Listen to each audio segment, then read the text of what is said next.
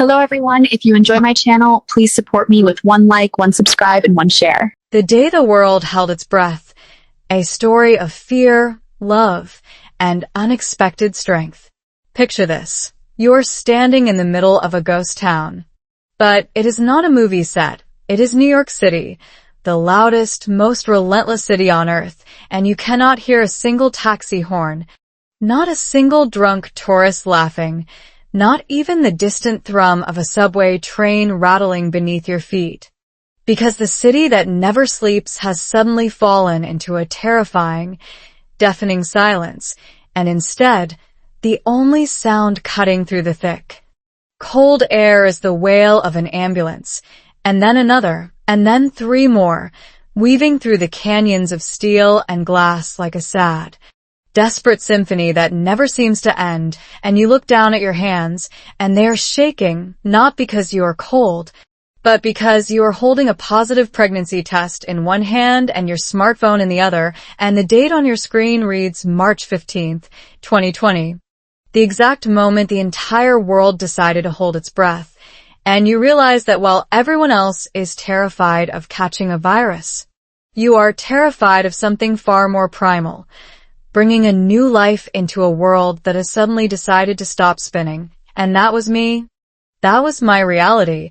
A Korean-American woman standing in my tiny Manhattan apartment, feeling my baby kick for the very first time while the news anchor on the television screamed about ICU bed shortages, ventilator shortages, and the grim reality that hospitals were turning people away. And I remember thinking, with a cold dread that settled deep in my bones, is this really the American dream I packed my bags for?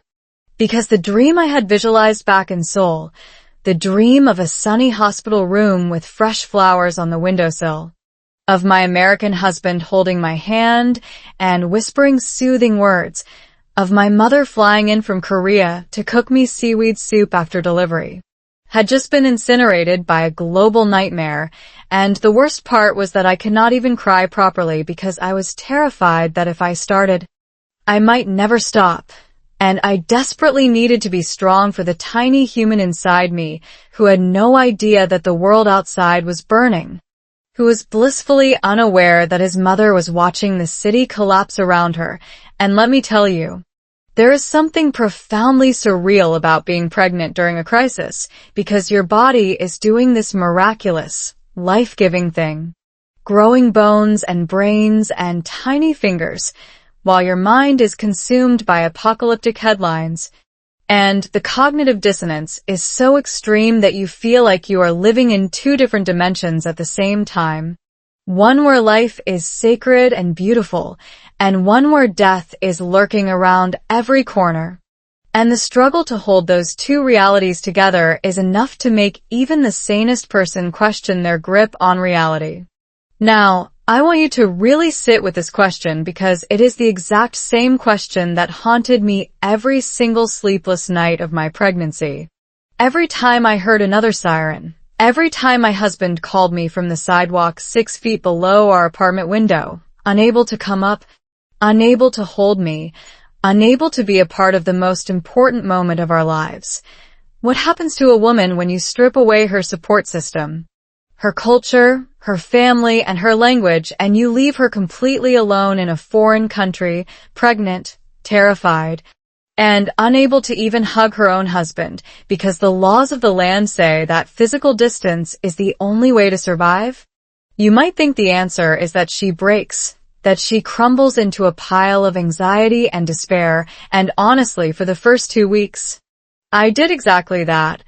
I lay in bed staring at the ceiling, my mind racing in both English and Korean, mixing up words in my head, forgetting how to form simple sentences because my brain was so overloaded with cortisol, the stress hormone, that I could barely remember my own name, let alone conjugate a verb in a language I had studied for over a decade. And there were moments when I would open my mouth to speak to my husband on the phone, and nothing would come out, just silence. Because the fear had stolen my voice, and I remember thinking, if I cannot even speak to my own husband, how am I going to speak to doctors? How am I going to advocate for myself and my baby in a hospital system that is already overwhelmed. But here's the thing about human beings that I learned through fire and pain and tears. Our brains are wired to survive. But they are also wired to hate uncertainty more than they hate physical pain. And let me tell you, when you are pregnant in a pandemic, uncertainty is not just a feeling.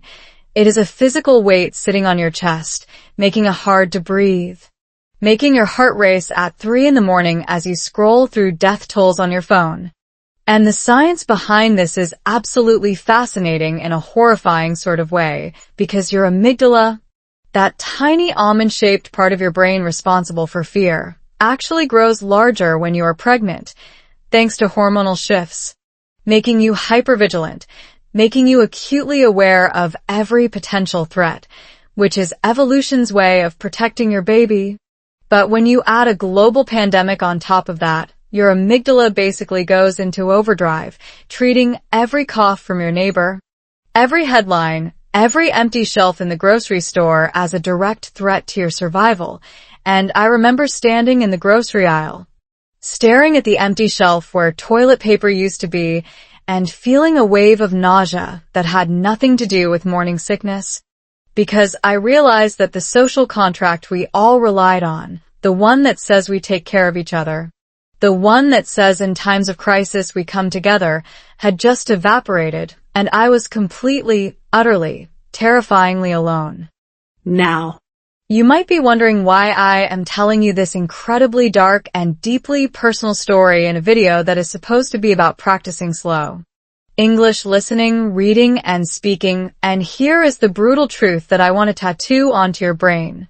If I could survive the isolation of a New York lockdown while pregnant, without my mother, without my sisters, without my home country, while navigating a foreign healthcare system in a second language, then you can absolutely survive the fear of making a grammatical mistake, or the embarrassment of mispronouncing a word, or the frustration of forgetting vocabulary, because the core of this story is not about a virus. It is about fear, and how fear has this incredibly deceptive way of making you believe that you are weak, that you are small, that you are incapable, when in reality, you are sitting on a reservoir of strength so deep that you have not even scratched the surface. And I want to prove that to you not with empty motivational quotes, but with the raw, ugly, beautiful reality of what happened to me. Because if you are sitting there watching this video right now, feeling frustrated with your English, feeling like you'll never get better, feeling like giving up, then you need to understand that the fear you are experiencing is not a sign that you are failing. It is a sign that you are pushing yourself. It is a sign that you are growing, and growth is painful. But it is also the only way to become the person you are meant to be. You see, I am a perfectionist. I was raised in a culture that values precision, that values getting things right the first time, that values harmony and avoiding conflict. And when I came to America, I was terrified of speaking English because I did not sound like a native. I had an accent, I mixed up prepositions, and I would often freeze in the middle of a sentence, completely paralyzed by the fear of sounding foolish. And that fear was so paralyzing that I would literally avoid conversations. I would nod and smile instead of speaking up. I would let people walk all over me just because I did not have the confidence to argue in English. But then COVID hit, and suddenly, I was forced to advocate for myself in a hospital system with doctors wearing hazmat suits, who spoke fast and used medical jargon I barely understood, and I realized that if I did not speak up, if I did not find my voice, my baby would suffer, and I cannot describe to you the electric shock of that realization. Because it was the first time in my life that the fear of failure was completely and utterly outweighed by the fear of losing something I loved. And that is when the magic happened. That is when I stopped caring about grammar and started caring about connection. I stopped caring about accents and started caring about clarity, and I discovered that when you speak from your heart, when you are driven by love rather than fear of judgment, people listen, they understand, they empathize. And that is the secret weapon that nobody tells you about when you are learning a language, because language is not a math problem. It is not a set of rigid rules to be memorized. It is a bridge between your soul and someone else's soul. And if you are too scared to build that bridge because you are worried about the architecture being perfect, you will never cross to the other side. You will stay stuck in your own isolation, watching others communicate effortlessly while you remain silent.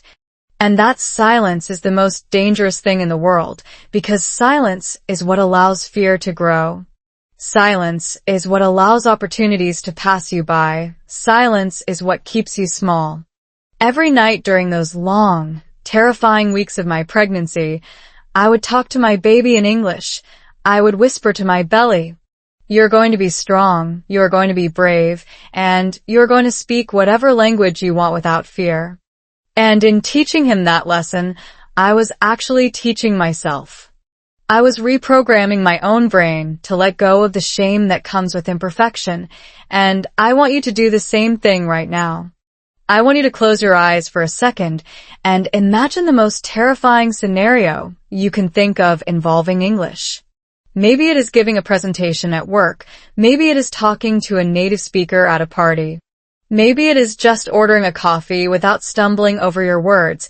And I want you to ask yourself, is this fear real? Or is this fear just a ghost that I have created in my own mind?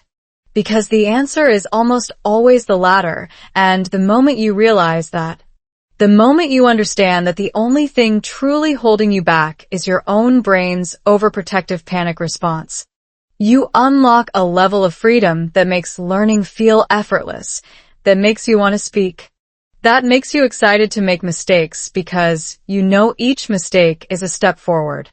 My doctors told me that I might go into early labor due to the extreme stress. They told me to calm down, to meditate, to breathe, and I tried.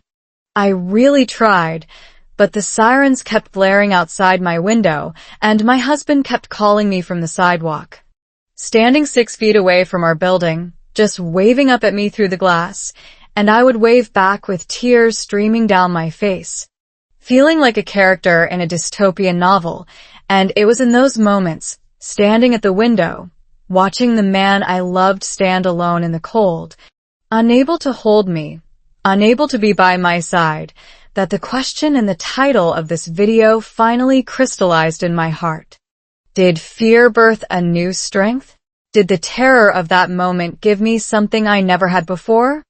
And I am here to tell you with absolute certainty that it did, because before the pandemic I was a woman who hid, I was a woman who played small, I was a woman who let life happen to her. But after the pandemic, I became a woman who fights, a woman who demands, a woman who is not afraid to speak loud and clear. And that transformation did not happen in spite of the fear. It happened because of the fear. Because fear is a fire, and fire can either burn you to ashes or forge you into steel. And the choice of which one happens is not about luck. It is about how you respond. It is about whether you collapse or whether you lean in and say, "Okay, fear, you are here, but you are not in charge. I am." I am telling you this story not because I am special, but because I am just like you, a human being with doubts, with insecurities, with a desperate need to belong, with a desperate need to be understood. And if I can turn that terrible, terrifying chapter of my life into a source of strength, then you can turn the frustration of learning English into a source of joy. You just have to shift your perspective. You have to see every mistake as a necessary step on the path, every awkward conversation as a victory. Because the only way to fail is to stop trying. The only way to lose is to give up. And as long as you are in the fight, you are winning. And I want you to think about that the next time you feel your heart race when you are about to speak. I want you to remember the pregnant woman in New York City, standing in front of the window, watching the sirens flash, feeling her baby kick, and choosing, against all odds, to believe that the future was still bright, that the world was still good, that love was still worth fighting for. Because that belief is the one thing that no virus, no lockdown, and no fear can ever take away from you. And that is the truth that I want you to carry with you as we move into the next part of our journey together. because this is just the beginning, the foundation of the fire, and the fire has only just started to burn. So take a deep breath, remind yourself that you are safe, that you are capable, and that you are absolutely, undeniably, infinitely stronger than you think you are. Because the question is no longer, did fear birth a new strength? The question is now, what are you going to do with that strength now that you know it exists? Welcome to my story, a Korean-American woman's journey through language, love, and survival. Close your eyes for just a moment and imagine the most vulnerable you have ever felt, the moment when you wanted to disappear into the floor because you could not find the right words, the moment when your mouth opened but nothing came out, or worse, the wrong thing came out. And everyone stared at you with that mixture of pity and confusion that makes you want to crawl out of your own skin. And now multiply that feeling by 1,000, because that was me, a young Korean woman who had just arrived in America with nothing but a suitcase, a dream, and an English vocabulary that was barely enough to order a coffee, let alone navigate the complex, fast-talking, slang-filled world of New York City. And I remember my very first day in Manhattan like it was yesterday, standing in the middle of Times Square with my mouth hanging open, surrounded by giant glowing screens and thousands of people rushing past me, all of them speaking at lightning speed, using words I had never heard in my textbooks, laughing at jokes I did not understand. And I felt so incredibly small, so invisible, so utterly lost, that I sat down on a bench and cried, not the kind of quiet, dignified cry that you see in movies, but the ugly, heaving, embarrassing kind of cry that makes tourists stare and pigeons scatter. And I thought to myself, what have I done? Why did I leave everything I knew to come to this chaotic, overwhelming, terrifying place? But here's the thing about being lost that nobody tells you. Sometimes being completely lost is the only way to truly find yourself. And that bench in Times Square became the starting point of a journey that would take me through the highest highs and the lowest lows of human experience. And I want to invite you into that journey, not as a passive observer, but as a fellow traveler. Because the story I am about to tell you is not just my story, it is your story too. It is the story of everyone who has ever felt like an outsider. Everyone who has ever struggled to be understood. Everyone who has ever faced a challenge that seemed insurmountable and wondered if they had the strength to overcome it. My name is not important. What matters is my identity as a Korean-American woman. A bridge between two worlds that often seem to speak different languages, literally and figuratively, because I grew up in Seoul. A city that hums with a rhythm all its own, where respect is shown through silence, where hierarchy is everything, where the collective is more important than the individual. And then I moved to America, a country that celebrates the opposite, where speaking up is encouraged, where questioning authority is a right, where the individual is king.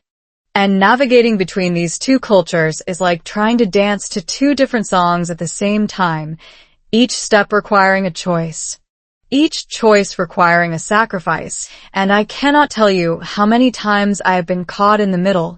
Too Korean for Americans and too American for Koreans, a perpetual outsider who belongs everywhere and nowhere at the same time, and yet, that in-between space is exactly where the magic happens, because it is in that space that you learn to translate not just words, but worlds.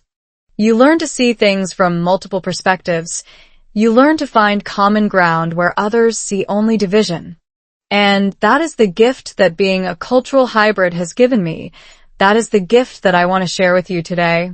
Because learning English is not just about memorizing vocabulary and grammar rules.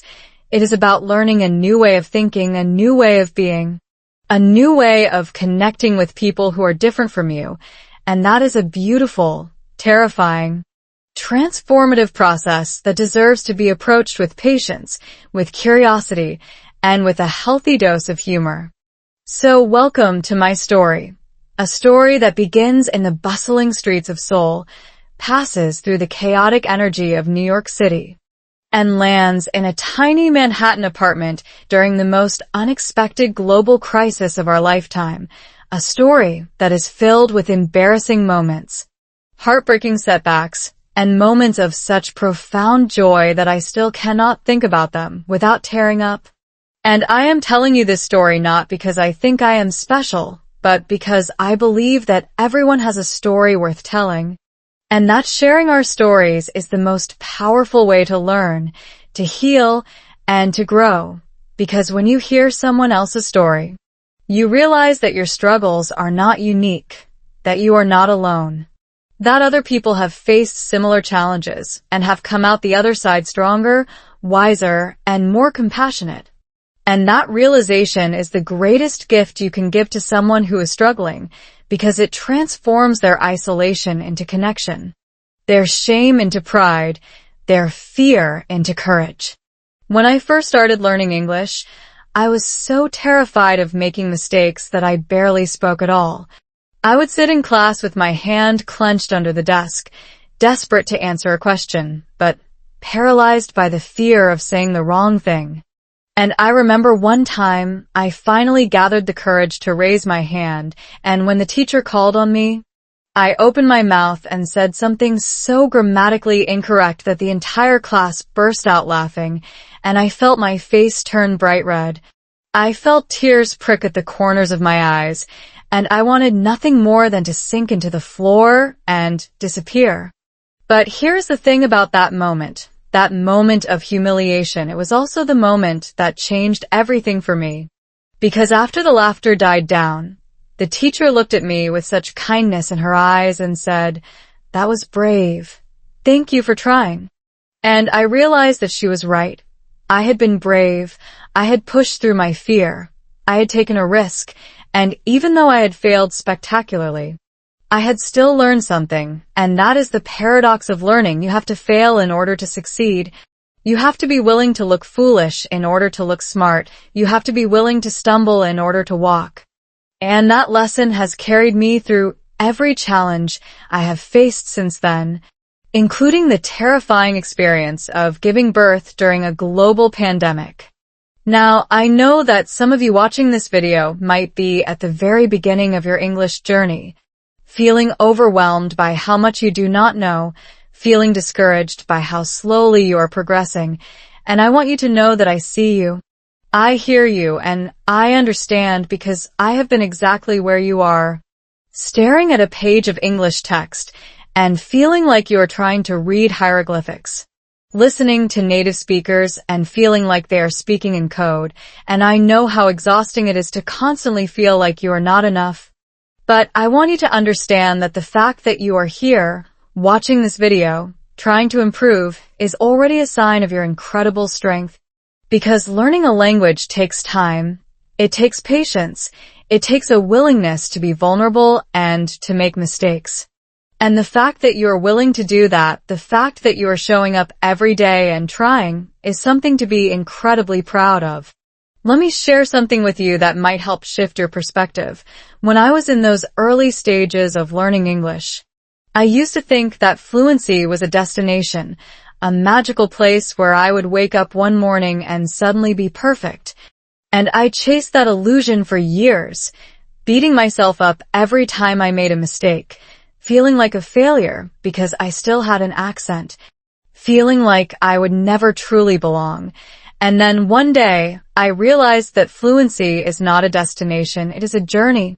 It is a continuous process of growth and discovery that never truly ends, because language is alive.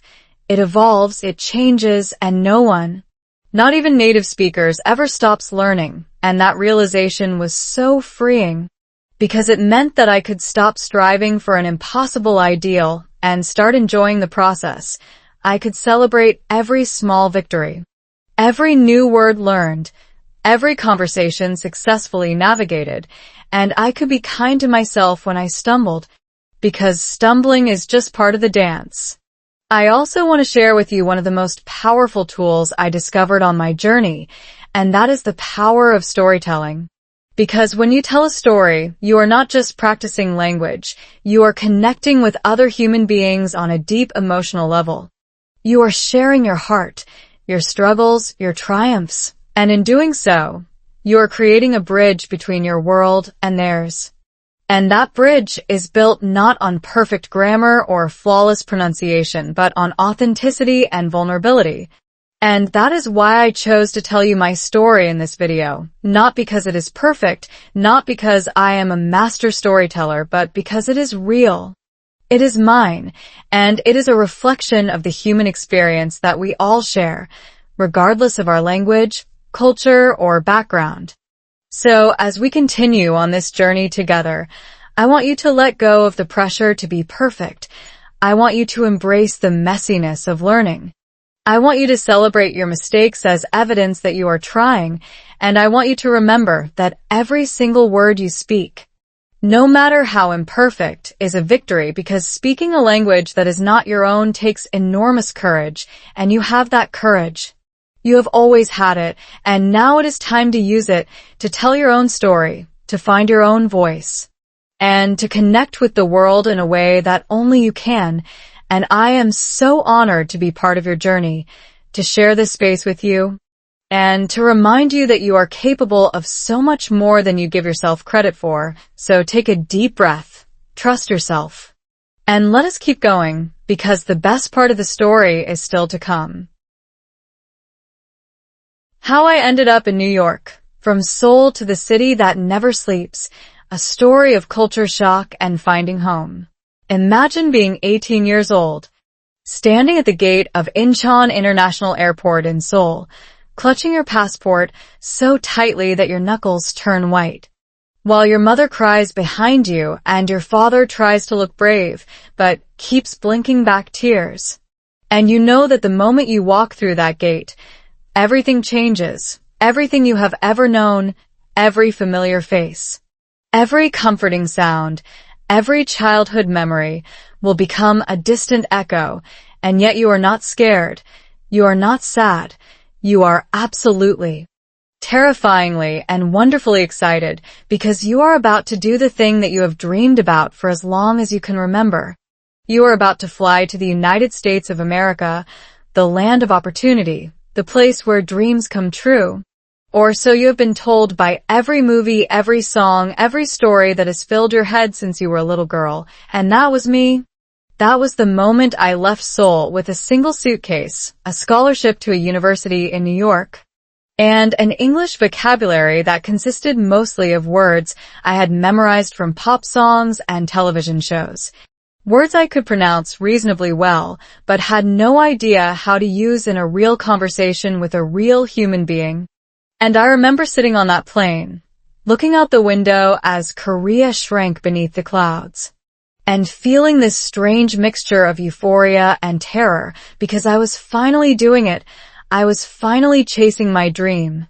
But I also had absolutely no idea what I was getting myself into, because nothing, absolutely nothing, can prepare you for the moment you step off a plane in a country that is not your own, a country where the air smells different, where the food tastes different, where the people look different, where the rules of social interaction are completely foreign to you. And when I walked out of JFK Airport on that crisp September morning, I felt like I had been dropped into another dimension. A dimension where everyone spoke at warp speed, where everyone was in a hurry, where everyone seemed to know exactly what they were doing except for me, and I stood there in the arrivals hall, surrounded by strangers, clutching my suitcase. And I realized that every single thing I had learned about America from movies and television was either wildly exaggerated or completely wrong, because nobody was walking around in slow motion with dramatic music playing in the background. Nobody was breaking into spontaneous musical numbers. And nobody, absolutely nobody, was speaking the kind of clear, slow English I had practiced in my textbooks. Instead, everyone was speaking in this rapid-fire, slang-filled, accent-heavy shorthand that sounded like a completely different language. And I remember thinking, what have I done? What kind of fool leaves a comfortable life in Seoul to come to a place where she cannot even understand the baggage claim announcement? And I wanted to turn around, get back on the plane, and pretend the whole thing had been a terrible mistake, but I could not. Because I had spent my entire life savings on that plane ticket, because I had worked so hard to get that scholarship, because everyone back home was so proud of me, and I could not let them down, I could not let myself down, so I took a deep breath, straightened my shoulders, and walked out into the chaos of New York City. And let me tell you, that first week was an absolute disaster. I could not figure out the subway system. I accidentally paid $15 for a bottle of water because I did not understand the currency. I ordered a sandwich and ended up with something that looked nothing like the picture. And I cried myself to sleep every single night in my tiny dorm room, wondering if I had made the biggest mistake of my life.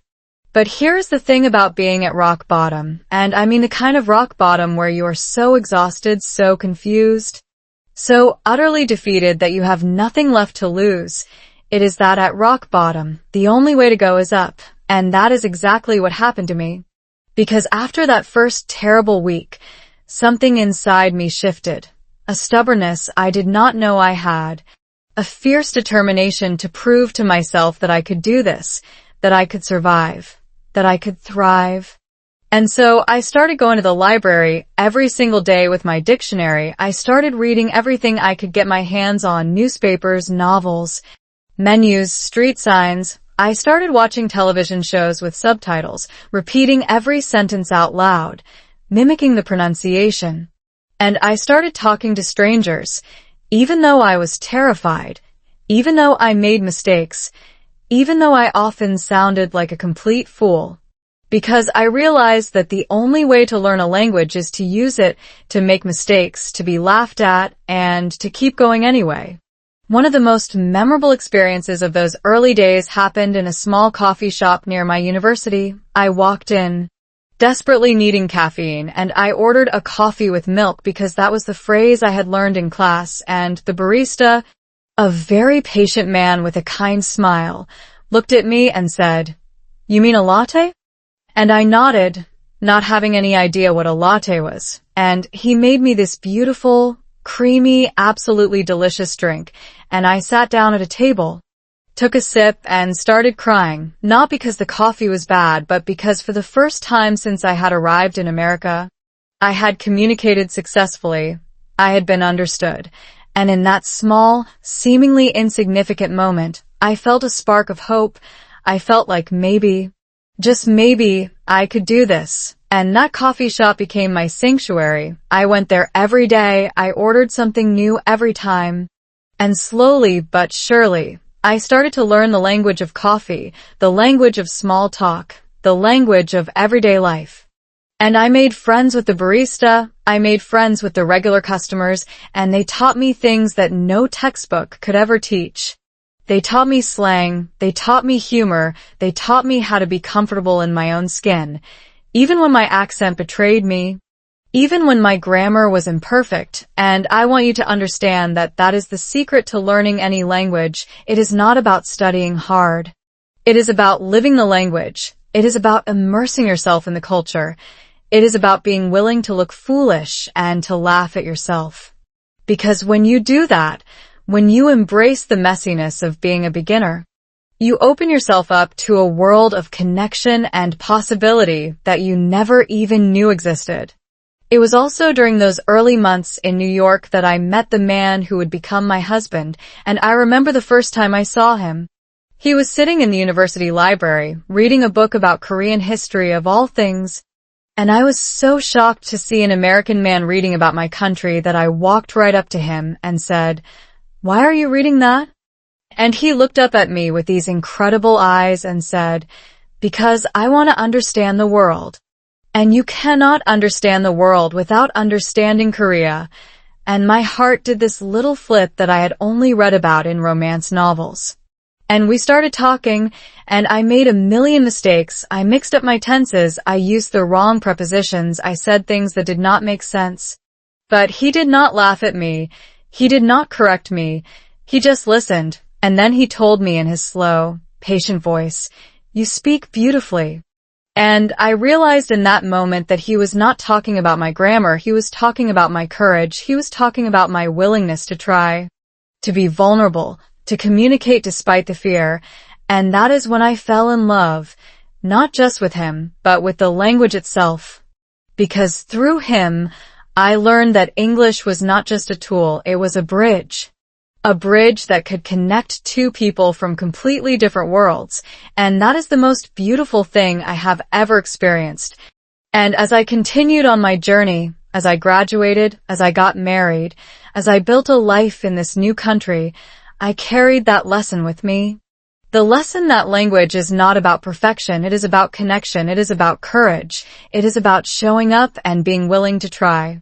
Because that is the only way to truly belong, and I want you to take that lesson with you today, to let go of the pressure to be perfect, to embrace your mistakes, to find the courage to speak, because every time you do, you are building a bridge. And every bridge you build brings you one step closer to the person you want to be. The American Dream and Marriage, a Korean-American love story, cultural clashes, and learning to say, "I do" in 2 languages. Imagine planning a wedding that is not just a celebration of love, but a delicate, high-stakes diplomatic negotiation between 2 families, 2 cultures, 2 completely different ways of understanding what marriage even means, and that was exactly my reality when my American boyfriend, the man I met in that university library reading about Korean history, got down on one knee in Central Park on a crisp autumn afternoon and asked me to marry him, and I said yes. Of course I said yes. Because I loved him more than I had ever loved anyone, but in that moment of joy, I also felt this sudden wave of anxiety crash over me. Because I knew that our wedding was not going to be a simple, straightforward affair, it was going to be a complex, chaotic, beautiful collision of traditions, expectations, and deeply ingrained cultural norms. And I was right, because the moment I called my mother in Seoul to tell her the news, she started crying, not tears of joy at first, but tears of panic, and she said, "But how will we do the piebeek ceremony? How will we serve the dates and chestnuts? How will your father and I bow to your new husband's family if they do not even know what a bow means?" And my mother-in-law-to-be, a lovely woman from Ohio who had never left the country, had her own set of questions. But why do we have to give the bride's family a goose? Is it real, or can it be stuffed? And what do you mean we have to wear traditional Korean clothing? I don't even know where to buy hanbok in Cleveland. And I remember sitting at my kitchen table, phone in one hand, laptop in the other, translating wedding traditions back and forth, trying to find a compromise that would honor both families. And I realized that learning to navigate this cultural minefield was just like learning a new language, because every word, every gesture, every tradition carried a meaning that was not immediately obvious to someone from the outside. And I had to become not just a bride, but a translator, a diplomat, a bridge between 2 worlds that were about to become one. And let me tell you, that was one of the hardest things I have ever done, harder than any English exam I ever took, harder than any job interview. Because the stakes were so much higher, because this was not about getting a grade or getting a job. This was about family, this was about love. This was about honoring the people who raised me while also building a future with the man I had chosen. And I had to do it all in a language that was not my native tongue, a language that I was still learning, still stumbling through, still making mistakes in. But I also discovered something beautiful in that chaos. Something that taught me more about language and culture than any classroom ever could. Because when I sat down with my future husband and we started planning our wedding, we had to have conversations that went deeper than anything we had ever discussed before.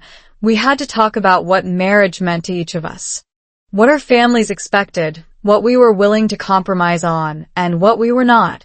And in those conversations, I learned words I had never needed before, Words like patriarchal and filial piety and individualism and collectivism. And I started to understand that marriage in Korea is not just about two people. It is about two families, two lineages, two histories. While marriage in America is often seen as a more individualistic choice, a union of two people who are choosing to build a life together, independent of their families, and neither perspective is wrong, but they are different, and finding the middle ground between them required me to become fluent in a kind of cultural translation that went far beyond grammar and vocabulary. It was about understanding the emotions behind the words, the unspoken expectations, the deep-seated values that had been passed down for generations. And I remember one night, after a particularly difficult phone call with my mother, I turned to my fiancé and said, "I do not know if we can do this. I do not know if we can make everyone happy." And he looked at me with those patient eyes and said, "We do not have to make everyone happy. We just have to make each other happy and the rest will follow."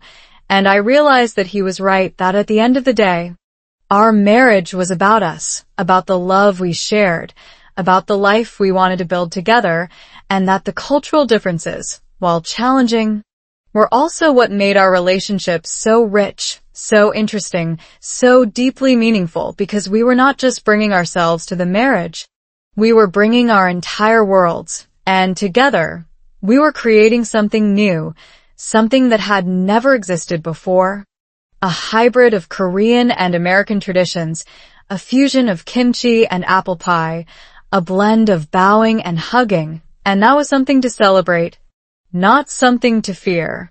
So we started planning a wedding that would be both Korean and American, a ceremony that would include both the traditional Korean piebeak ritual, where I would bow to my new in-laws and offer them dates and chestnuts as symbols of good fortune, and the traditional American exchange of vows, where we would say "I do" in front of our friends and family, and the logistics were insane. I cannot even begin to describe how many hours we spent arguing about the guest list, the menu, the seating arrangement, the music, the flowers, the color scheme, because every decision was loaded with cultural significance. Every choice was a potential minefield of misunderstanding. But we worked through it, we fought, we cried, we compromised, and ultimately, we created a wedding that was uniquely ours. A wedding that honored both of our families while also reflecting who we were as a couple. And on the day of the wedding, when I walked down the aisle in my beautiful hanbok, the traditional Korean wedding dress, with my father on one side and my mother on the other, and I saw my American husband standing at the altar in his modern suit, waiting for me with tears in his eyes, I realized that all the stress, all the chaos, all the cultural collisions had been worth it, because in that moment, we were not just two individuals getting married. We were two cultures coming together, two histories intertwining, two futures merging into one. And I remember looking at him and thinking, this is what the American dream really means. It is not about wealth or success. It is about the freedom to love who you want, to build a life with who you choose, to create something new out of the fragments of the old. And I want you to understand that this lesson, this beautiful, complicated, messy lesson about love and culture and compromise, is exactly the same lesson you need to learn if you want to truly master a language, because language is not just about grammar and vocabulary. It is about culture. It is about connection. It is about understanding and being understood. It is about honoring where you come from while also embracing where you are going. And when you learn a language, you are not just learning words. You are learning a new way of thinking, a new way of being, a new way of loving. And that journey, like the journey of marriage, is not always easy. But it is always, always worth it. And as I stood at that altar holding my husband's hands, looking out at the beautiful blend of Korean and American faces in the audience, I felt a sense of peace wash over me. Because I knew that no matter what challenges we would face in the future, we would face them together. And that was all that mattered. And that is the same peace I want you to feel when you speak English, the peace that comes from knowing that you are not alone. that you are part of something bigger, that your voice, no matter how imperfect, matters, and that every word you speak is a step toward building a bridge that connects you to the people you love, the people you want to understand, and the people who want to understand you, and that is the most beautiful thing in the world. Finding out I was pregnant, the joy, the fear, and the moment that changed everything forever. Imagine holding a tiny plastic stick in your trembling hands, watching as 2 pink lines slowly appear, and feeling your entire world shift on its axis in a single, breathtaking moment, because those 2 lines mean that everything is about to change. Everything you thought you knew about your life, your future, your identity, is suddenly up for grabs. And you are standing in your bathroom in New York City, staring at this little piece of plastic like it holds the secrets to the universe. And you feel a wave of emotions so intense, so overwhelming, so completely contradictory, that you do not know whether to laugh, cry, scream, or faint. And that was me. That was my reality on a cold February morning in 2020 when I took a pregnancy test on a whim. Not really expecting anything, just feeling a little off, a little tired, a little nauseous. And then those 2 lines appeared and my heart stopped. My hands started shaking, and I sat down on the bathroom floor because my legs would not hold me anymore. And I remember thinking, oh my God, I am going to be a mother. I am going to have a baby. There's a tiny human growing inside me right now. A tiny human with my eyes and my husband's smile, and a future that I cannot even begin to imagine. And I started crying. But not the kind of crying you do when you are sad. It was the kind of crying you do when you are so happy, so overwhelmed, so full of love for someone you have not even met yet, that your body cannot contain it anymore. And I sat there on that cold bathroom floor, sobbing and laughing at the same time, holding that pregnancy test like it was the most precious thing in the world. And then I realized that I had to tell my husband. I had to share this incredible, life-altering news with the man I loved more than anything. And I remember trying to think of the perfect way to tell him, the most creative, most memorable way. Because this was a moment I wanted to remember forever, a moment I wanted to look back on and smile, a moment I wanted to tell our children about someday. And so I walked into the living room where he was reading the newspaper. And I did not say anything. I just handed him the pregnancy test and watched his face. And the expression that crossed his face was something I will never forget, because he went from confusion to shock to disbelief to absolute, radiant joy in about 3 seconds. And he looked up at me with tears in his eyes and said, "Is this real? Are we really having a baby?" And I nodded, and he jumped up and grabbed me in the biggest, tightest hug I have ever experienced. And we stood there in our living room, holding each other, crying and laughing, and I felt like the luckiest woman in the entire world. Like everything I had ever wanted was finally coming true. And in that moment, the future seemed so bright, so full of promise, so absolutely perfect, that I could not even imagine that anything could ever go wrong, that anything could ever threaten this beautiful, precious, fragile happiness. But of course, as I would soon learn, life has a way of throwing curveballs, of testing you in ways you never expected, and the joy of that moment, that perfect, beautiful moment, was about to be shadowed by something none of us could have predicted.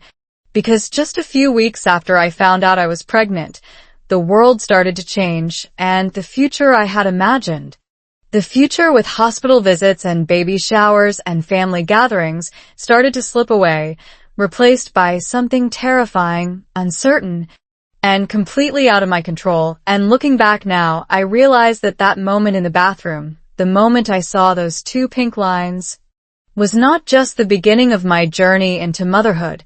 It was also the beginning of my journey into courage, into resilience, into discovering a strength that I did not know I had, because becoming a mother means facing your fears, means pushing through the pain, means showing up even when you are terrified, and that is exactly what I had to do, but let me not get ahead of myself.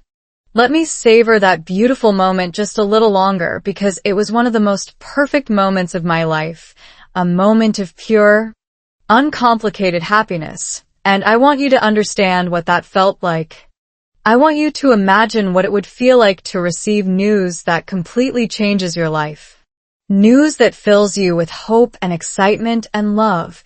And I want you to understand that even in the midst of uncertainty, even when the future is unclear, those moments of joy, those moments of connection, are what give us the strength to keep going.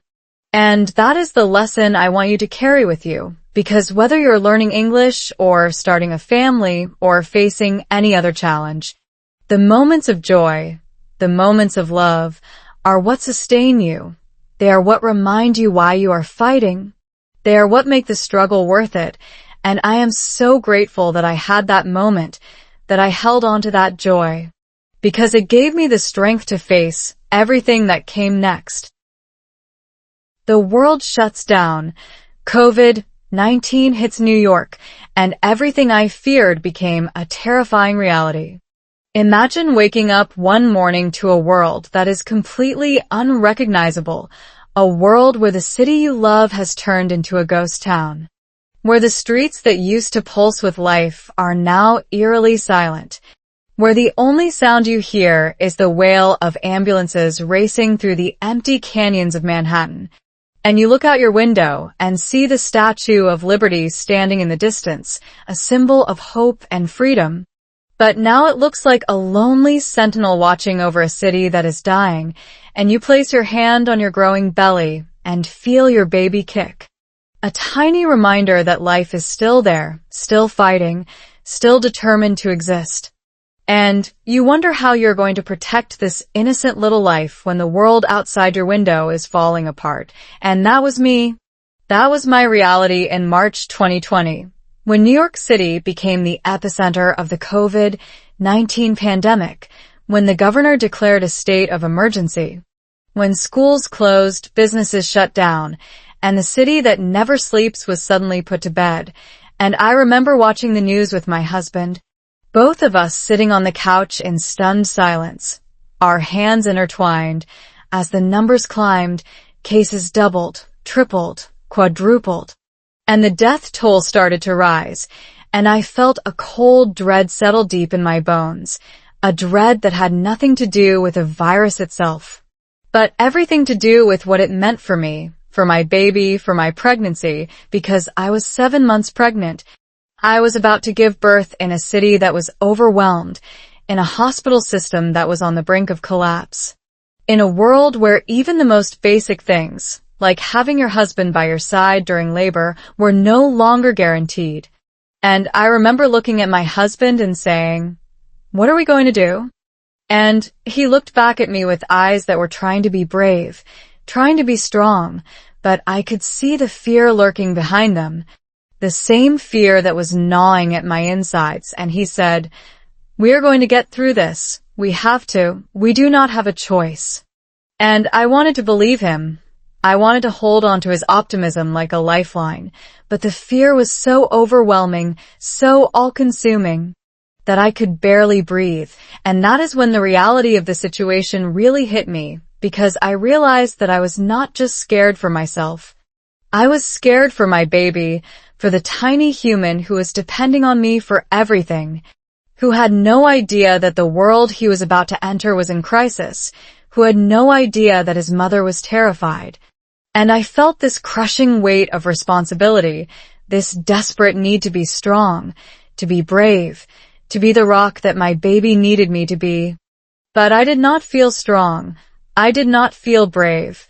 I felt like a frightened little girl who just wanted her mother, who just wanted someone to tell her that everything was going to be okay. But my mother was thousands of miles away in Seoul, unable to travel, unable to hold me, unable to be there for the birth of her first grandchild, and my husband's family was in Ohio, equally trapped, equally helpless.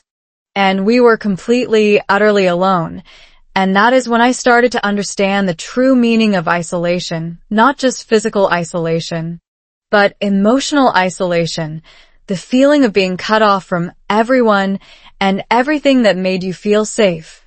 The feeling of facing the biggest challenge of your life with no one to lean on, no one to hold your hand, no one to tell you that you were going to be okay. And I remember lying in bed at night, staring at the ceiling, listening to the sirens wail outside my window, and feeling this overwhelming sense of despair.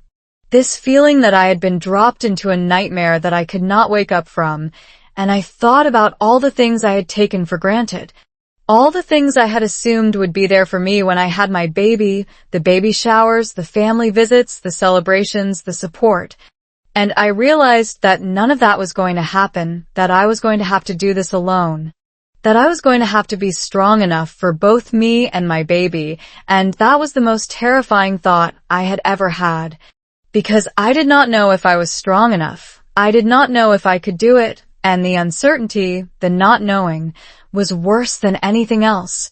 Because my brain, my poor overworked brain, was in overdrive, constantly scanning for threats, constantly imagining worst-case scenarios, constantly playing out every possible disaster in my mind, and I could not turn it off, no matter how hard I tried, no matter how many breathing exercises I did, no matter how many meditation apps I downloaded. The fear was always there, lurking in the background, waiting to pounce. And I remember one night when I was at my absolute lowest, I got out of bed and walked to the window. And I looked out at the city, and I saw lights in other windows, other people who were also trapped, also scared, also wondering what was going to happen. And I realized that even though I felt completely alone, I was not alone. There were millions of people in this city who were going through the same thing, millions of people who were also scared, also uncertain, also fighting to survive. And in that moment, I felt a connection to them, a strange, fleeting sense of solidarity, a reminder that we were all in this together, even if we could not be together physically, and that gave me a tiny spark of hope, a tiny glimmer of light in the darkness, and I held on to that spark. I clung to it with everything I had, because it was the only thing that kept me going, and I realized that I had to find a way to be brave, not because I was not scared, but because I could not let my fear consume me. I could not let it steal the joy of this precious, miraculous time. I had to find a way to hold on to hope, even when everything around me seemed hopeless, and that is when I made a decision that would change everything, a decision to fight, to push through, to be the mother my baby needed me to be, no matter what it took. The terror of isolation, alone in a hospital, alone in my fear, and the crushing weight of giving birth without my husband. Imagine walking into a hospital alone, the cold fluorescent lights buzzing overhead, the smell of antiseptic burning your nostrils, the distant sound of beeping machines and hurried footsteps echoing through the empty corridors. And you are wearing a mask that makes it hard to breathe, a mask that hides your face, your fear, your desperate need for someone to hold your hand. And you are 7 months pregnant. Your belly is swollen with life, and you are about to have an ultrasound, a routine checkup that should be joyful, should be a moment of connection with your baby, but instead, it is a moment of pure, unadulterated terror. Because your husband is not allowed inside, he is standing outside the hospital, 6 feet away from the entrance, waving at you through the glass. And you cannot even touch him, cannot even feel his warmth, cannot even hear his voice telling you that everything is going to be okay. And you walk through those doors alone, feeling like you are walking to your execution. And that was me. That was my reality every single time I went to the hospital during my pregnancy, because New York City was the epicenter of the COVID-19 pandemic. And hospitals had implemented strict no-visitor policies to prevent the spread of the virus. Policies that made perfect sense from a public health perspective, but felt absolutely devastating from a personal one. Because I was not just a patient, I was a pregnant woman, a woman who needed her partner, a woman who needed support. A woman who needed someone to hold her hand when the doctors gave her bad news. And I remember the first time I had to go to an appointment alone. I sat in the waiting room, surrounded by other pregnant women who were also alone. All of us staring at the floor, all of us trying to be brave, all of us pretending that we were not terrified, and I thought about how different this was supposed to be. How I had imagined my pregnancy as a time of joy and celebration, of shared moments and happy memories, of my husband rubbing my back and telling me I was beautiful, of my mother flying in from Korea to cook me seaweed soup and give me advice, of my friends throwing me a baby shower and showering me with gifts and love, and none of that was happening. Instead, I was sitting in a sterile waiting room, staring at a sign that said, "No visitors allowed," and feeling like my heart was breaking into a million tiny pieces. And when the nurse called my name, I stood up, walked into the examination room, and lay down on the table, and the ultrasound technician, a kind woman with tired eyes, put the gel on my belly and started the scan. And I looked at the screen and saw my baby, my beautiful baby, moving and kicking and growing, and I should have been overjoyed. I should have been crying with happiness, but instead, I felt this overwhelming wave of sadness wash over me. Because my husband was not there to see it, he was not there to hold my hand and share that moment with me, and I felt so incredibly alone, so incredibly isolated, so incredibly robbed of the experience I had dreamed about for so long, and I started to cry, not the quiet, dignified cry that you see in movies, but the ugly, heaving, embarrassing kind of cry that makes the technician uncomfortable and makes you feel like you have lost all control. And she looked at me with such compassion and said, "It is okay. It is okay to cry. This is hard. This is really hard." And I realized that she understood. She knew what I was going through because she was seeing it every day. She was witnessing the emotional devastation that this pandemic was causing, and I took a deep breath. I wiped my tears, and I tried to focus on the screen, tried to focus on my baby, tried to find some joy in the midst of all this pain. And I did. Because when I looked at my baby's tiny face on that screen, when I saw his little heart beating, I felt a surge of love so powerful, so fierce, so all-consuming, that it pushed the sadness aside, at least for a little while, and I realized that even though everything was falling apart, even though I was completely alone, I still had my baby, I still had this precious life growing inside me, and that was enough, that had to be enough. Because I had no other choice, and that is when I made a promise to myself, a promise that I would be strong, that I would fight, that I would not let this pandemic steal my joy, that I would not let the fear and the isolation break me, because my baby needed me. My baby was counting on me, and I would not let him down, no matter what it took. And I want you to understand that this promise, this commitment to myself and to my baby, was the single most important decision I made during my pregnancy because it gave me a purpose. It gave me something to hold on to. It gave me a reason to keep going, even when everything seemed hopeless. And I want you to make that same promise to yourself, not necessarily about pregnancy, but about your own journey, your own struggles, your own challenges, because when you make a promise to yourself, when you commit to something with your whole heart, you tap into a reservoir of strength that you did not know you had. A reservoir that can carry you through the darkest moments and bring you out the other side, stronger, wiser, and more resilient. And that is the gift of the pandemic, the gift of the terror, the gift of the isolation, because it forced me to find that strength, to discover that resilience, to become the person I was always meant to be, and I am so incredibly grateful for that. Even though it came at such a high cost, even though it was so incredibly painful, because I know now that I can survive anything, that I am stronger than I ever imagined, that I am capable of facing the most terrifying challenges and coming out victorious. And I want you to know that you are too, that you have that same strength inside you, waiting to be unlocked, waiting to be discovered. And all you have to do is make that promise to yourself, commit to your journey, and never, ever give up. Did fear birth a new strength? The turning point when terror transformed into power, and I discovered the warrior within.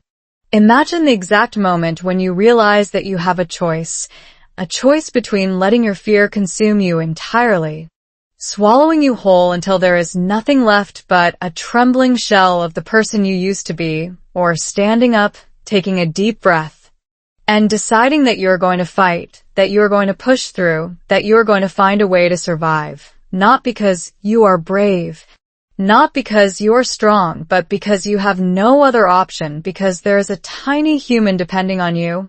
Because giving up is simply not an option, and that was me. That was my reality in the middle of the COVID-19 pandemic. When I was 8 months pregnant, completely alone, and absolutely terrified, and I remember the exact moment when everything changed. When I went from being a scared, overwhelmed woman to a fierce, determined warrior who was ready to face whatever came her way.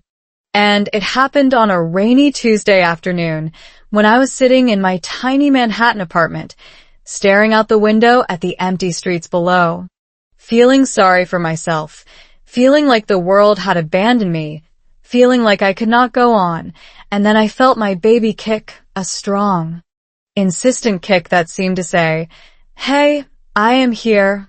I am counting on you. Do not give up on me." And in that moment, something shifted inside me. Something clicked into place. Something that I had never felt before. A fierce, primal determination to protect this little life at all costs. A willingness to fight, to push, to do whatever it took to bring this baby into the world safely. And I realized that I had been looking at this whole situation wrong. I had been seeing myself as a victim, as someone who was at the mercy of forces beyond her control, but in that moment, I saw myself differently. I saw myself as a warrior, as someone who had the power to choose how she responded to the chaos, as someone who could find strength in the midst of fear. And I want to tell you about that transformation because it was not sudden, it was not magical, it was a slow, painful, difficult process. But it was also the most important thing that ever happened to me because it taught me that fear is not the enemy. Fear is a teacher. Fear is a guide. Fear is a signal that you are on the edge of something important, something that requires you to grow, to stretch, to become more than you ever thought you could be. And I started to lean into the fear, to explore it, to understand it, instead of running away from it.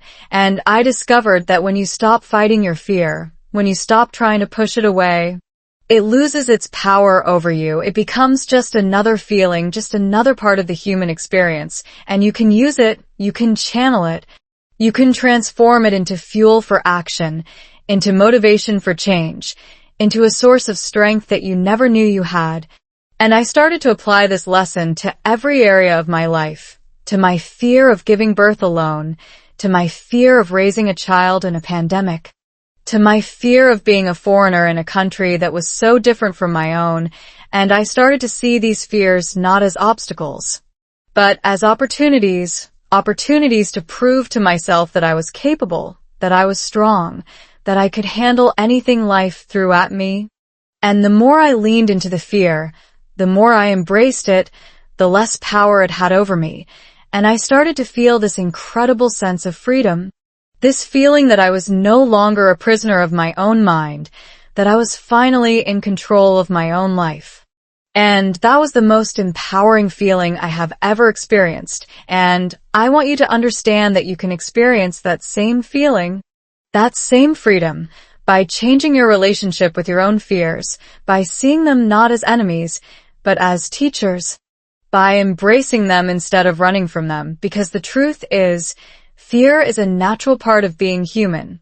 It is a sign that you are alive, that you are growing, that you are pushing yourself beyond your comfort zone. And that is something to celebrate, not something to be ashamed of. And I know that this is easier said than done. I know that fear can be overwhelming. I know that it can feel like it is going to swallow you whole.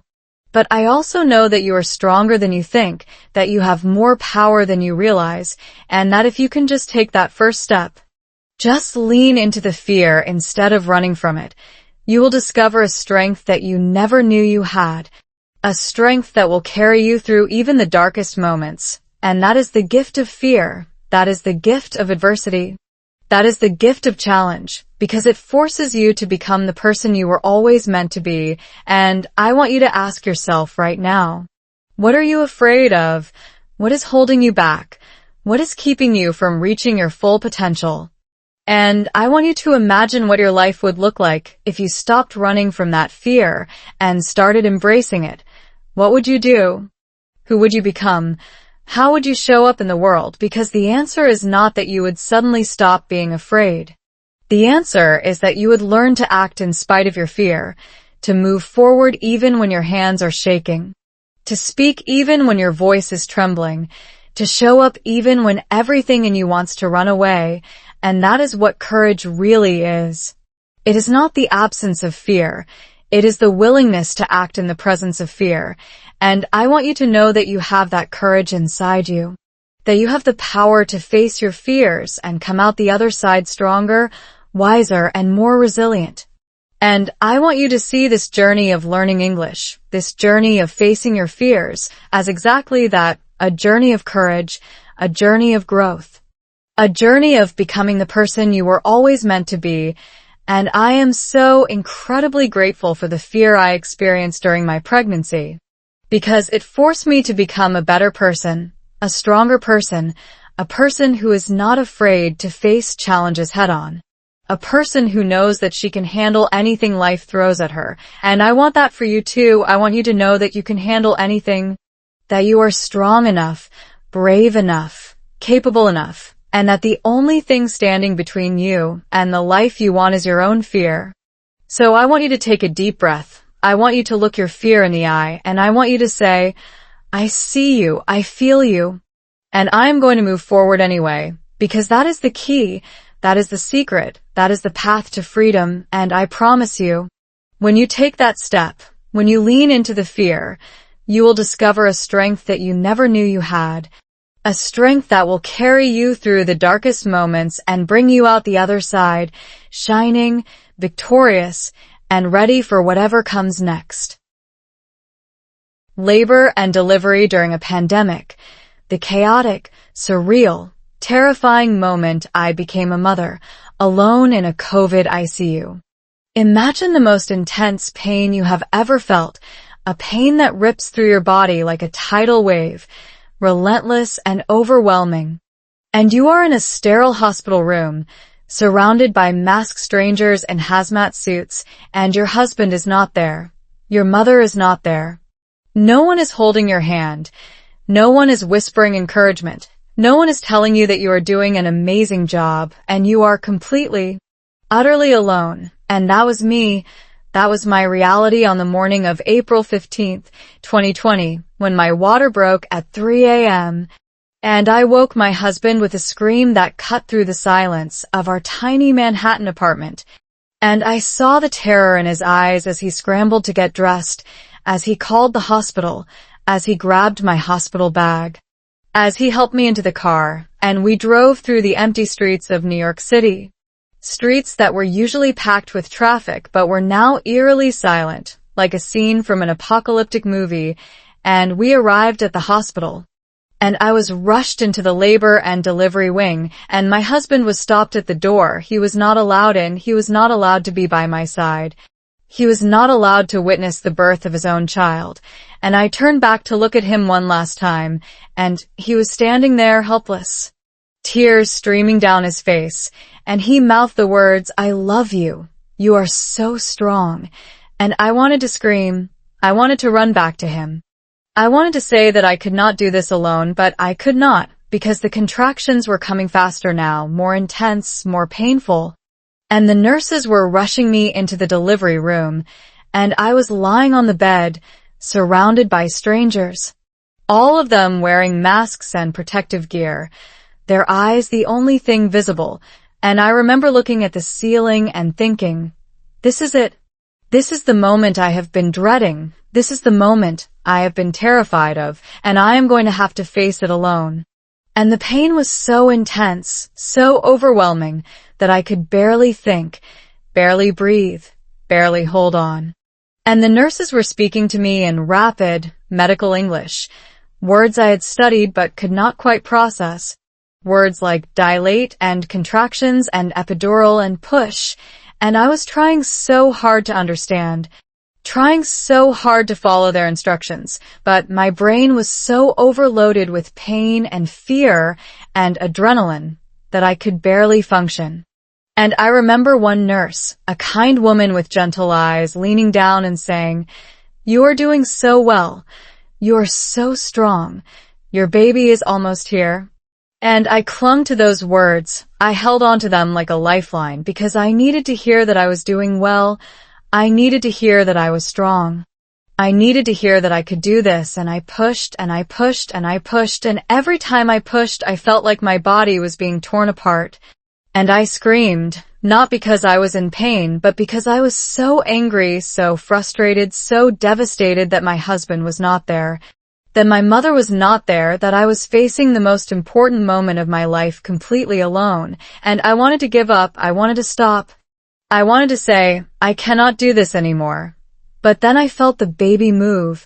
I felt his head crowning, and I knew that he was coming. I knew that he was almost here, and I took a deep breath, and I pushed one more time with everything I had, every ounce of strength in my body. And then I heard it, the most beautiful sound in the world, the sound of my baby crying, the sound of new life entering the world. And I collapsed onto the bed, exhausted, shaking, crying, and the nurses placed my baby on my chest, and I looked at him, and he was so tiny, so perfect, so beautiful, with his little fingers and his little toes and his little face, and I said, "Hi baby, I am your mommy, I love you so much." And I started to cry, not because I was sad, but because I was so incredibly happy, so incredibly relieved, so incredibly grateful that he was here, that he was healthy, that he was safe. And I held him close, I kissed his forehead, I whispered to him that everything was going to be okay, that I was going to protect him, that I was going to love him forever. And in that moment, all the pain, all the fear, all the isolation, all the terror just melted away because I was holding my son and nothing else mattered, and I realized that I had done it. I had given birth alone. I had faced my greatest fear, and I had come out the other side victorious, and I felt this incredible surge of pride, this feeling that I could do anything, that I was unstoppable, that I was a warrior, and I want you to understand that feeling of triumph. That feeling of knowing that you have faced the thing you were most afraid of, and you survived.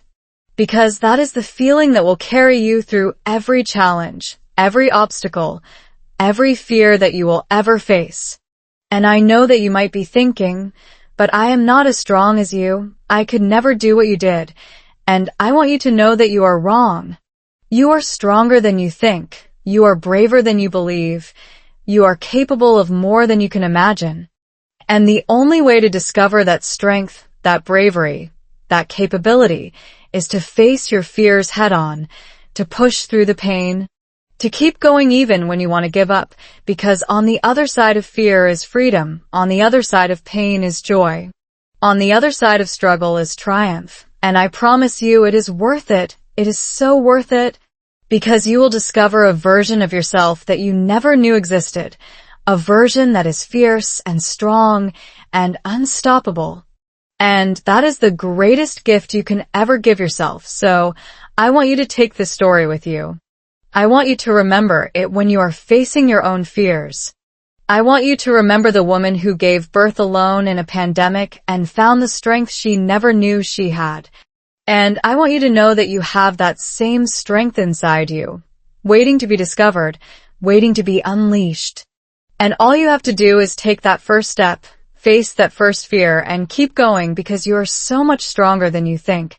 And I believe in you, and I am so proud of you for being here, for trying, for not giving up, because that is the most courageous thing you can do. And that is the thing that will carry you through any challenge, any obstacle, any fear, and I want you to know that you are not alone. You are never alone, because we are all in this together. We are all fighting our own battles. We are all facing our own fears.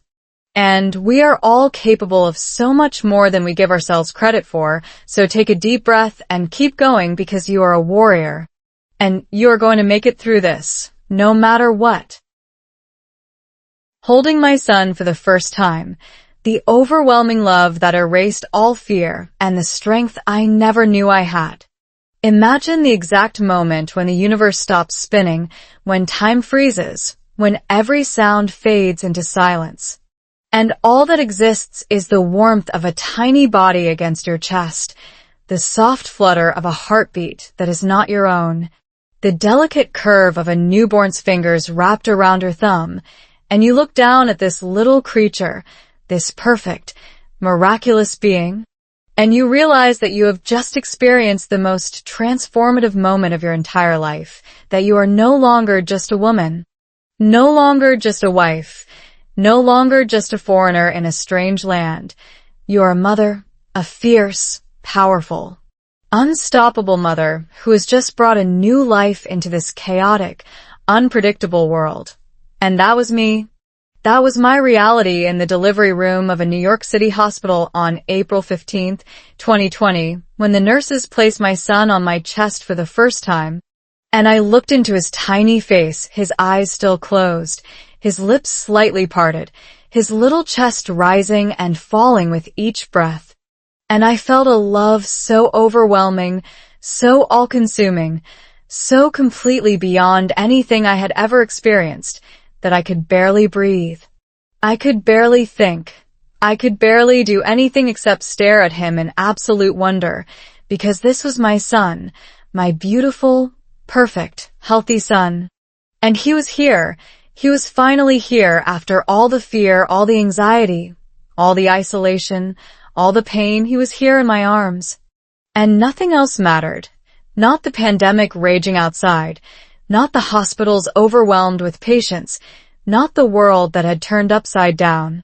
Because in that moment, my world had become centered entirely on this tiny, precious, incredible human being, and I remember crying, not the quiet, dignified tears that I had tried so hard to hold back during my pregnancy, but the kind of tears that come from the very depths of your soul. The kind of tears that are a release of every emotion you have been holding in for months. The kind of tears that say, I made it, we are okay. And I held him close to my chest. I kissed his forehead. I whispered his name, the name we had chosen together.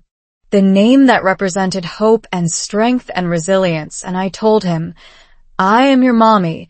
I am going to love you forever. I am going to protect you no matter what.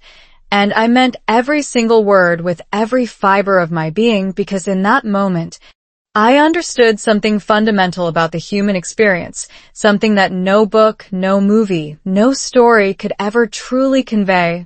And that is that love is the most powerful force in the universe. Love can overcome any fear. Love can heal any wound. Love can give you strength you never knew you had. And I had just discovered that love in the most profound way possible. And I want you to understand that this love is available to all of us, not just biological mothers, not just people who have given birth, but anyone who has ever loved deeply, anyone who has ever cared for another person, anyone who has ever put someone else's needs above their own. Because that is what love is. It is the willingness to sacrifice, to fight, to push through the pain for the sake of someone you care about. And I had just done that for my son. I had faced my greatest fear, and I had come out the other side holding him in my arms.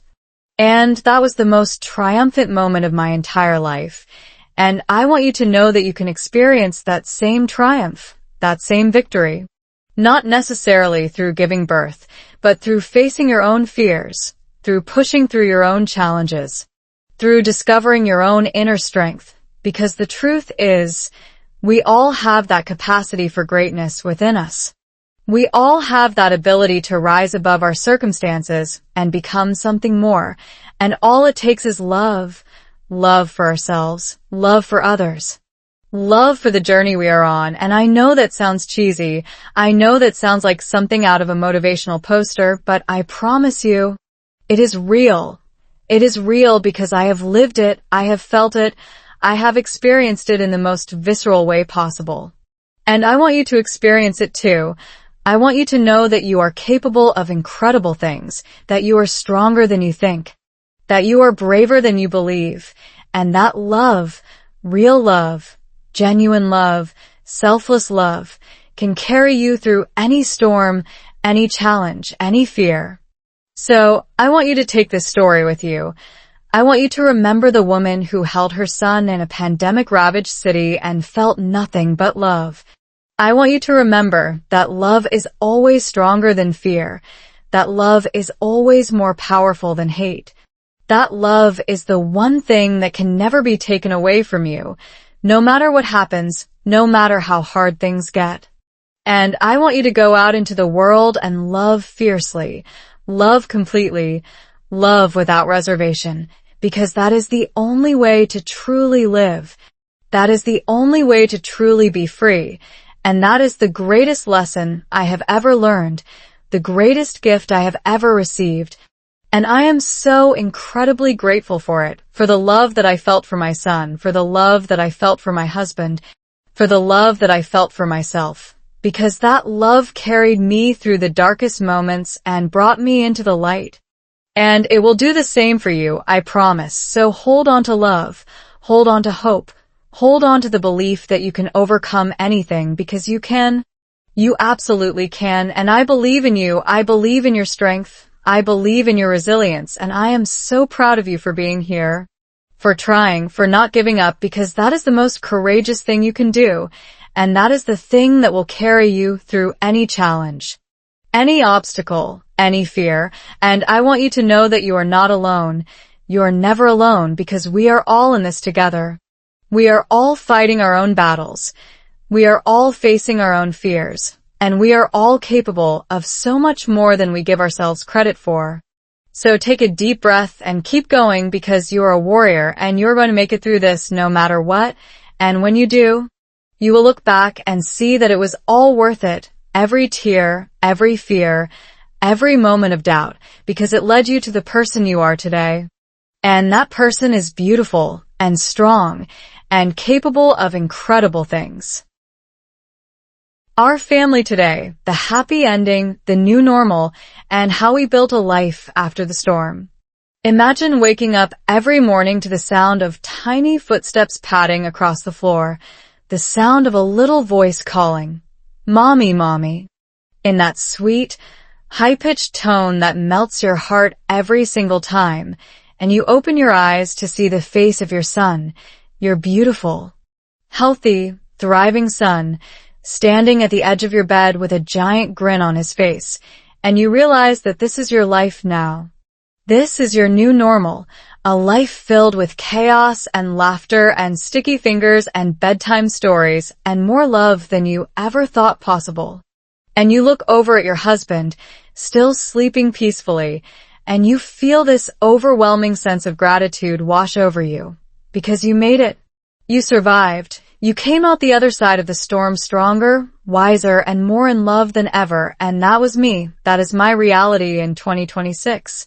5 years after the pandemic turned our world upside down, and I am sitting here in our cozy home in Brooklyn, watching my son build a castle out of blocks while my husband makes pancakes in the kitchen, and I cannot help but smile. Because this is everything I ever wanted, everything I ever dreamed of, and I want to tell you about our life now. About the happy ending that came after all the fear and the pain and the isolation, because I want you to know that even in the darkest moments, even when everything seems hopeless, there is always light at the end of the tunnel. There is always hope. There is always a reason to keep going. And I am living proof of that. My son is now almost 6 years old, and he is the most incredible little human I have ever known. He has my eyes and his father's smile. He speaks both English and Korean with equal fluency, switching between the two languages effortlessly. And when he does something wrong and I scold him in Korean, he responds in English. And we have these hilarious bilingual conversations that make my husband laugh and make me realize that our son is growing up in a world that I never could have imagined. A world where being bilingual is not just normal, but celebrated. A world where he can move between cultures with the ease of a native. And I am so incredibly proud of him. Because he is everything I wanted him to be and more. And when I look at him, I see the future, a future that is bright and full of possibility. A future that I helped create by being strong, by being brave, by refusing to give up. And I want you to know that you can create that same future for yourself, not necessarily by having children, but by nurturing the things that matter most to you, by building a life that is true to who you are, by surrounding yourself with people who love and support you, and by never, ever giving up on your dreams. My husband and I have also grown so much stronger as a couple because of everything we went through. The pandemic tested our relationship in ways that we never could have imagined, and there were moments when we fought, when we cried, when we wondered if we would make it, but we did. We held on to each other, we leaned on each other. And we came out the other side with a deeper love and a stronger commitment than we had before. Because when you go through something as traumatic as giving birth during a pandemic, when you face the ultimate test of your partnership, you either break or you grow. And we chose to grow. We chose to use the experience to become better partners, better parents, better people.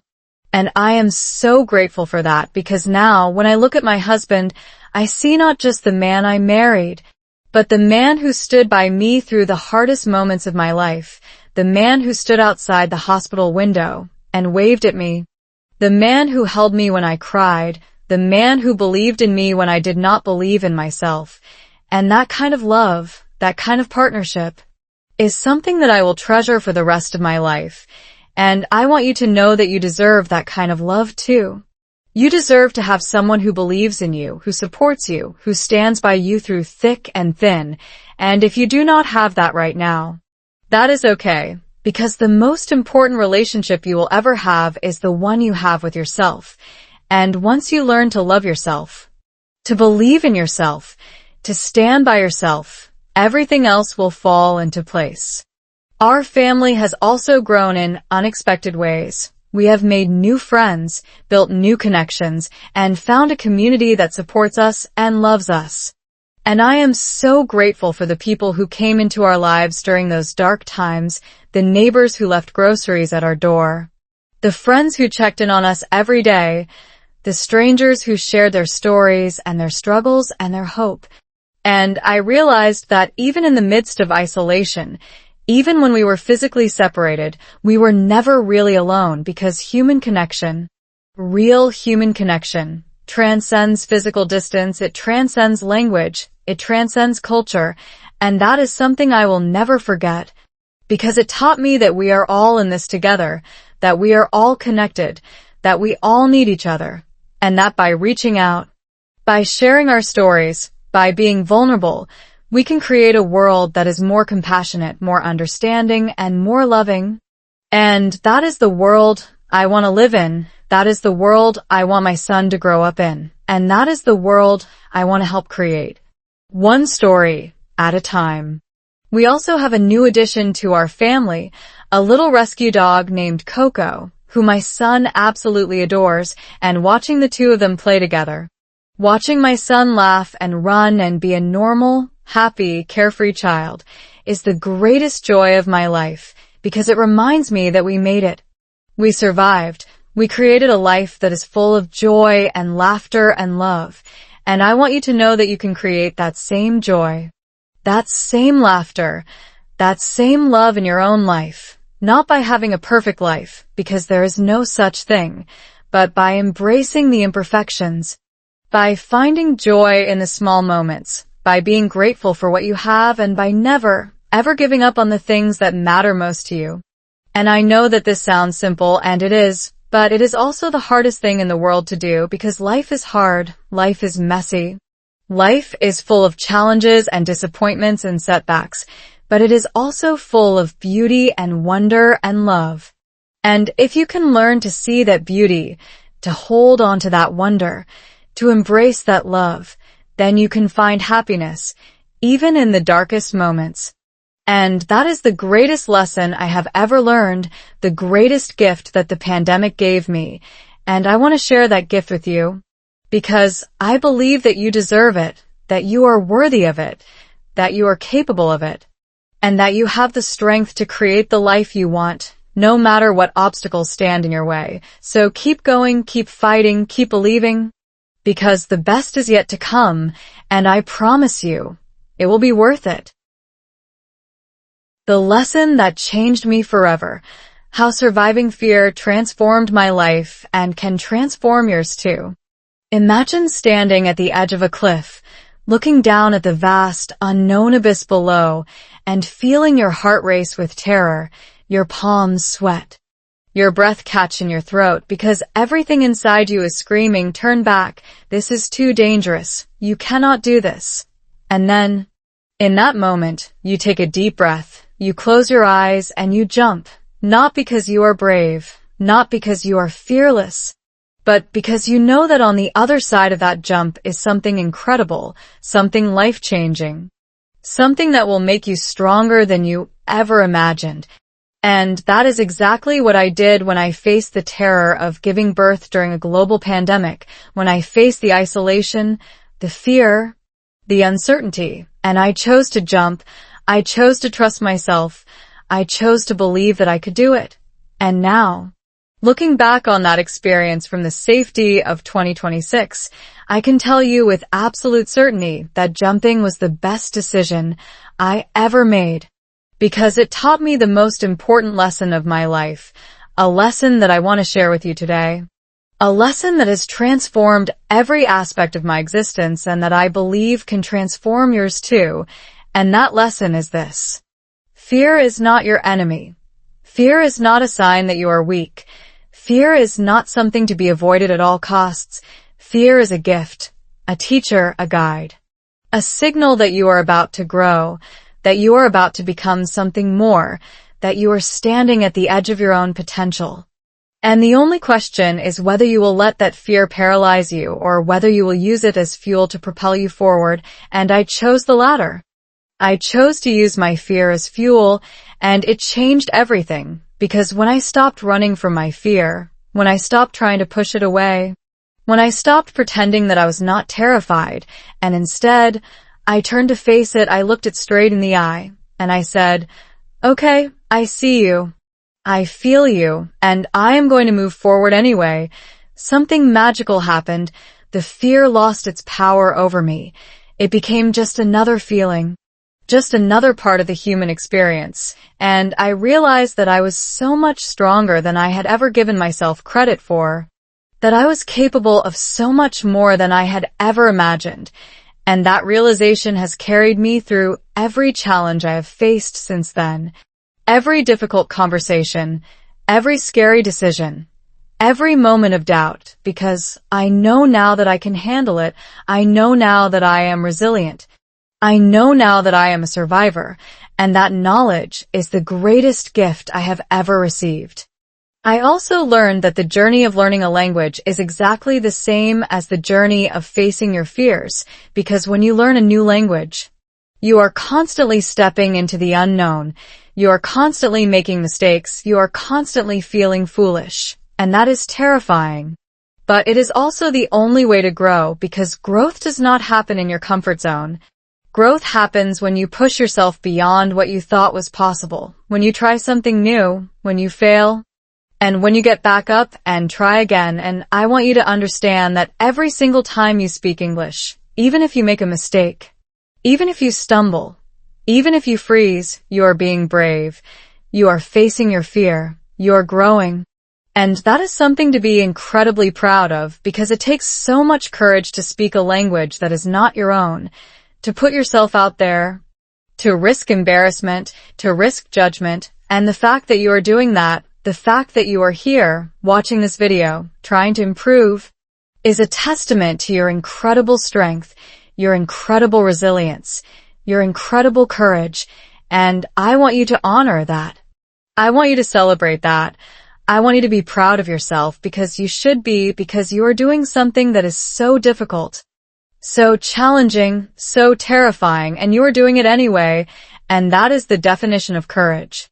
I also learned that connection is everything, that we are not meant to go through life alone, that we need each other, that we are stronger together.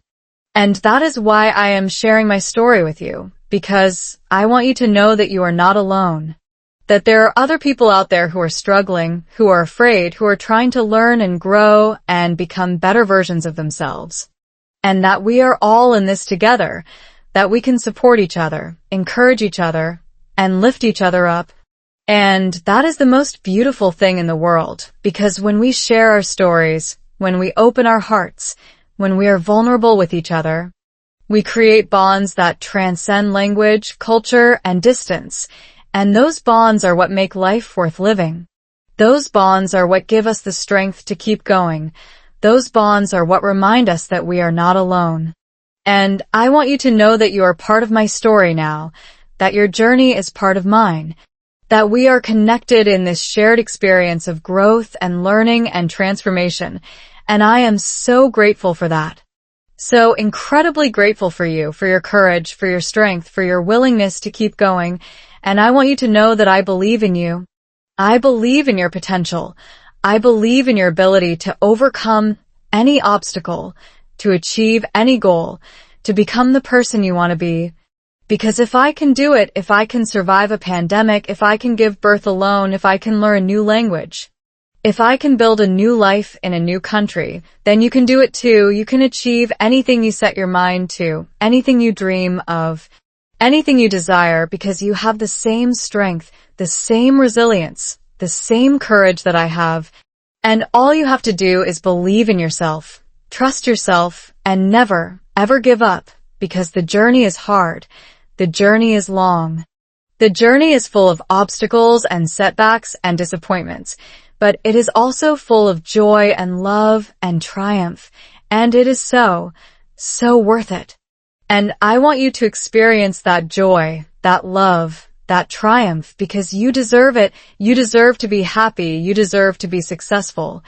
You deserve to be free. And the only person who can give you that freedom is you. So I want you to take the lessons I have shared with you today.